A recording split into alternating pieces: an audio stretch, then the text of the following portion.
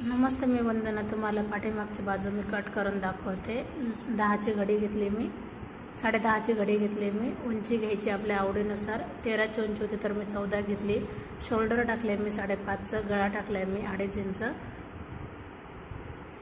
तर खाली आपल्या उंचीनुसार आवडीनुसार गळा टाकला तरी चालतोय. आणि असं पण मी 5.5चं माप घेतले आणि असं पण 5.5चं घेतले मोंढ्यासाठी. थोडंसं अर्धा इंच मी आतमधून एक लाईन घेतली.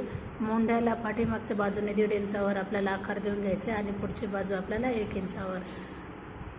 आणि कमरेचा चौथा भाग अधिक त्याच्यामध्ये आपल्याला 2.5 इंच मिक्स करायचे, कारण 1 इंच आपला टक्ससाठी जातो आणि 1.5 इंच आपल्याला शिलाई मार्जिन जाते. अशा पद्धतीने माझी पूर्ण पाठीमागचा भाग आखून झालाय आणि आपल्याला आहे तशी कटिंग करायची. मला डिझाईनचा गळा होता तर मी नंतर गळा कट करणार.